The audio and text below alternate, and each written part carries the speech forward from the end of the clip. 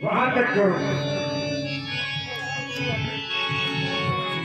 सभी सजीवित आत्माओं को यथाउचित वंदन व अभिनंदन। आपके ग्राम अहरोली बाजार, जहां पर श्री सचंडी महायज्ञ का अनुष्ठान चल रहा है, जिसका आज द्वितीय दिवस है। द्वितीय दिवस की मध्याकालीन बेला अपने ठीक समय अनुसार प्रारंभ हो चुकी है। आप सभी लोग अपने अपने गृह कार्य एवं भोजन कार्यों से निवृत्त होकर के अतिशीघ्र कथा प्रांगण में आने की कृपा करें और अपने मानव जीवन को धन्य बनाएं। बतलाया भी गया है कि वृथा जाए तन धन सभी, वृथा जाए धन धाम, और वृथा न गाता है कभी नारायण का नाम। सर्वस्व तो वृथा जा सकता है, लेकिन अगर भूल से भी हरि का स्मरण किया गया है तो हमारे मानव जीवन में कहीं न कहीं कुछ न कुछ बदलाव अवश्य होता है। माँ भगवती जिस समय किसी पे दया करती हैं, तभी ये हमें सत्संग प्राप्त होता है। जिस समय सत्संग के अधिकारी हम और आप बन जाते हैं, तभी ऐसा समय हम और आपको प्राप्त होता है। किसी कवि ने दर्शाया है कि कहे सुने पत्थर डिग जाई,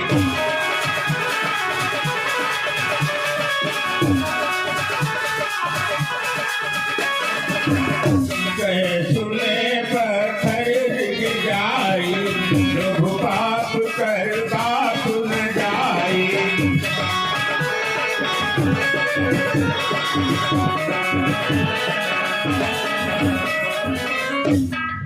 कहने और सुनने से पत्थर एक बार जरूर दिख सकता है, लेकिन ये मनुष्य कभी भी नहीं दिखता है।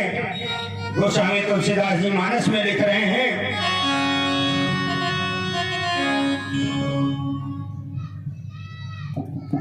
गोस्वामी तुलसीदास जी मानस में लिख रहे हैं कि जहाँ मुख राम नाम नहीं आवा,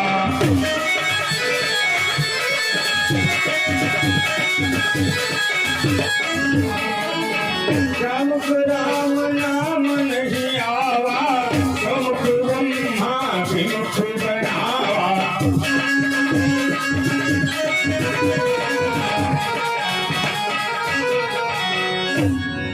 जहाँ मुख राम नाम नहीं आवा, जो मुख ब्रह्मा विमुख बनावा। जिस मुखारविंद से भगवान का नाम स्मरण नहीं किया गया, ब्रह्मा जी ने स्वयं कह दिया वो मुख मैंने व्यर्थ में बना डाला। कहा भी गया है कि जब इस धराधाम के ऊपर कोई कष्ट होता है, तभी भगवान अपने भक्तों की रक्षा करने के लिए आ जाते हैं। करहूं सदा किन कई रखवारी,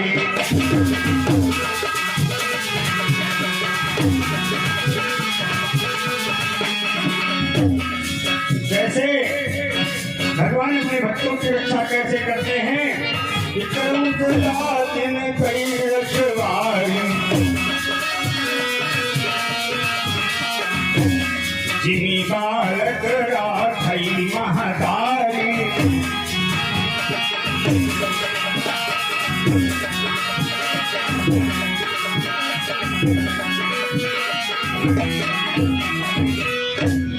भगवान अपने भक्तों की रक्षा उसी प्रकार से करते हैं जैसे एक माँ अपने बालक को पालती है।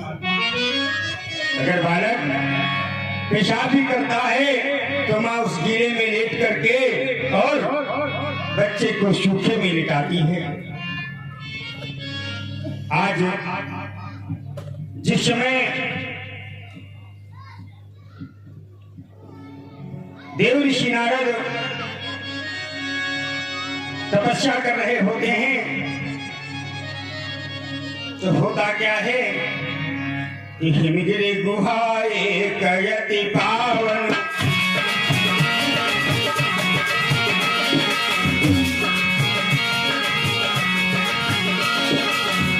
हिमगिरि गुहा एक यति पावन, समीप सुर शरीर सुहावन।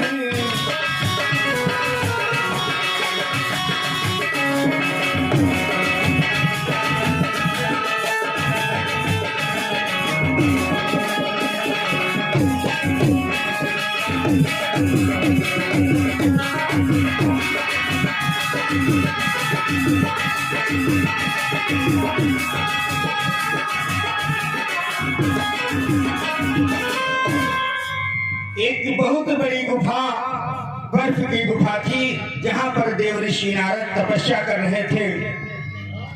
आज जिस समय तपस्या बहुत कठिन हो गई तो देवराज इंद्र, अगर कोई यज्ञ या तप करने लगता है तो देवराज इंद्र का सिंहासन सबसे पहले हिलने लगता है।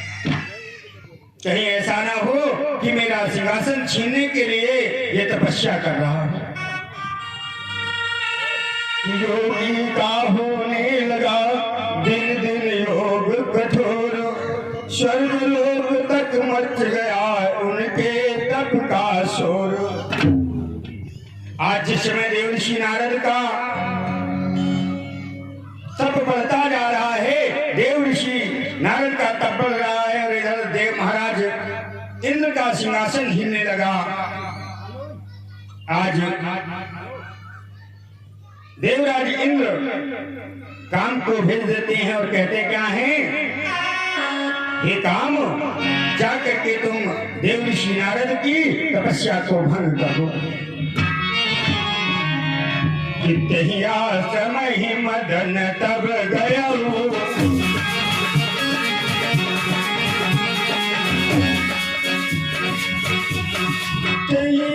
समय मदन तब गया, माया बसंत निर्मय।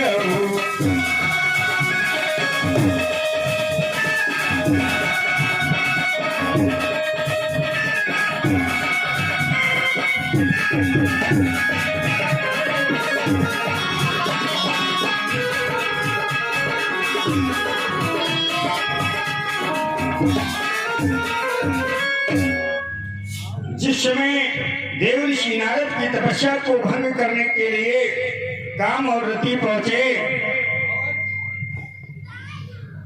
देव ऋषि नारद की तपस्या को भंग करने की चेष्टा करने लगे और होता क्या है कि चेतन तो चेतन रहा, चलने भी नहीं हो, इच्छा के सोने दहक।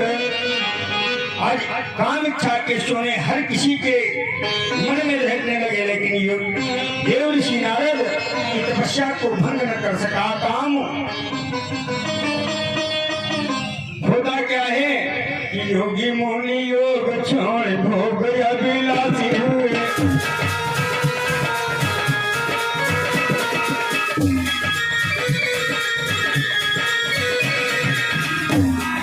योगी मुनि योग छोड़ भोग अभिलाषी हुए। भोग की याद उन्हें आज तर खाती है, आज तर खाती है।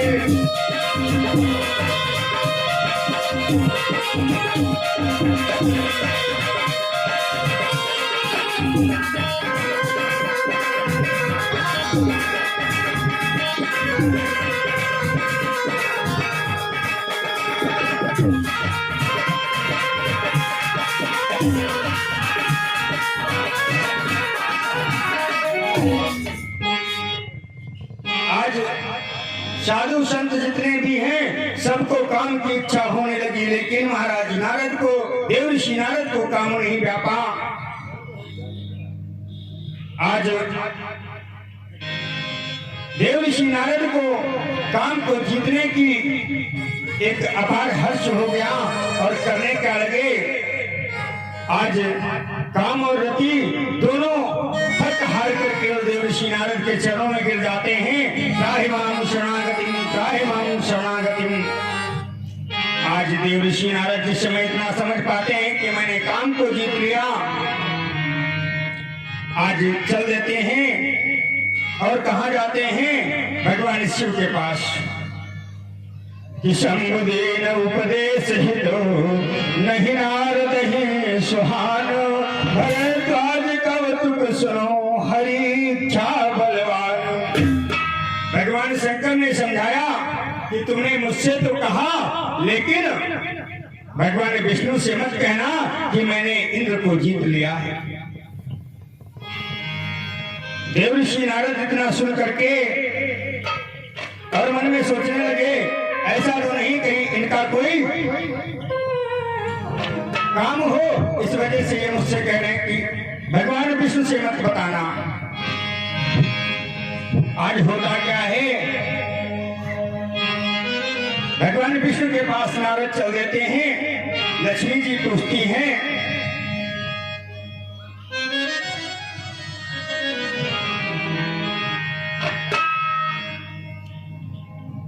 आज लक्ष्मी जी पूछने लगती है, बेटा कहां कहां होकर के आ रहे हो और कहां को जाओगे। तो नारद जी अपना पूरा काम को जीतने का वृतांत बताते हैं और वहां से चल देते हैं। भगवान विष्णु को एहसास हो गया कि नारद के मन में अहम का अंकुर जम चुका है। चाहे प्रभु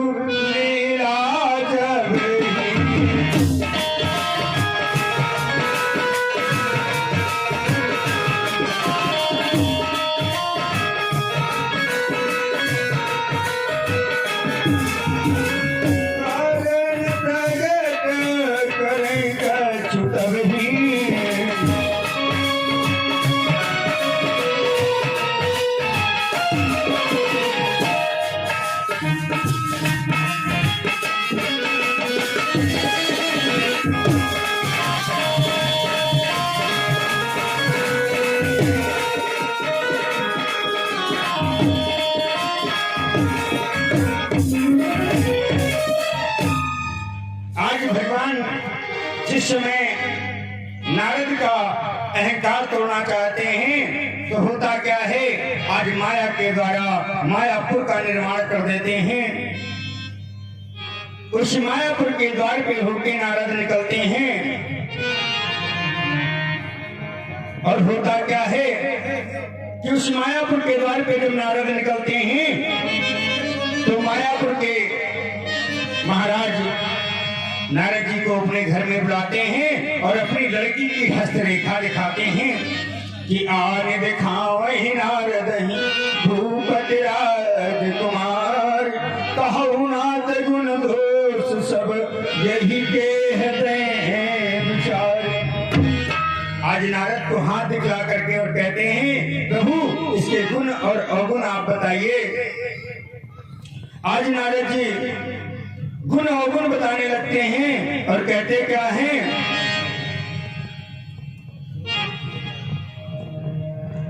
कि देख रूप मुनि विरत विसारी,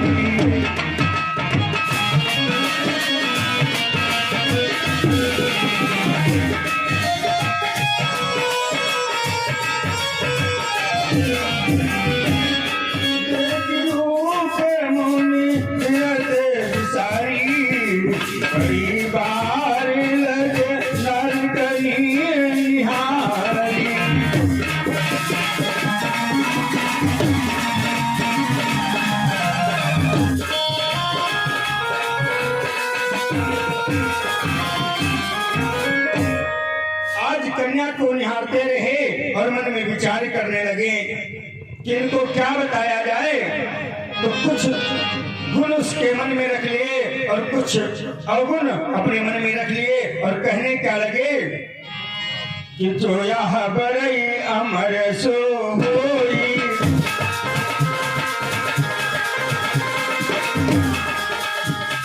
जो यह बरई अमर सो होई, समर भूमि जीतई नहीं कोई।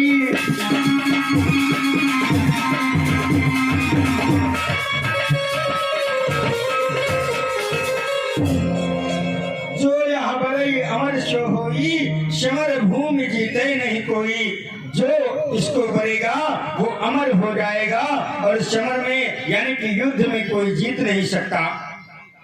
आज नारद जी मन में विचार करने लगे कि क्यों ना हमारा ही विवाह इससे हो जाए। आज नारद जी चल देते हैं और कहते क्या हैं कि इस कन्या से विवाह अगर हमारा हो जाए तो क्या होगा। आज नारद जी भगवान विष्णु के पास जाकर के और कहते क्या हैं, भगवान अपना रूप आप हमको दे दो, हमारी भी शादी हो जाए। आज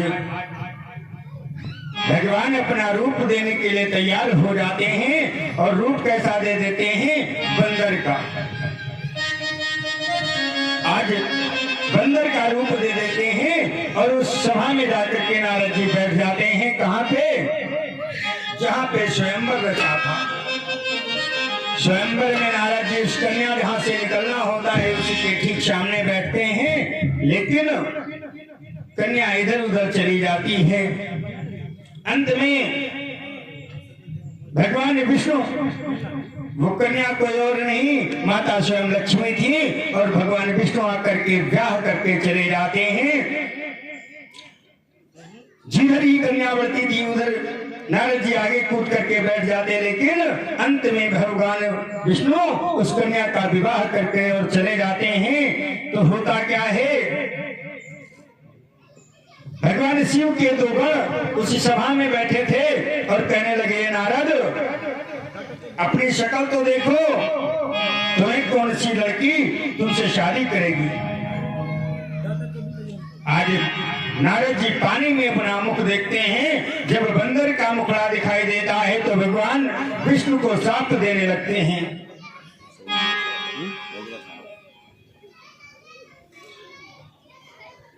एक बार प्रेम से सच्चिदानंद भगवान की जय हो। आइए हमारे ज्येष्ठ भ्राता श्री आप लोगों के समक्ष मंचासीन हैं, आप लोग इनके मुखारविंद से भगवान की अमृतमयी चर्चा का रसास्वादन करें और अपने मानव जीवन को धन्य बनाएं।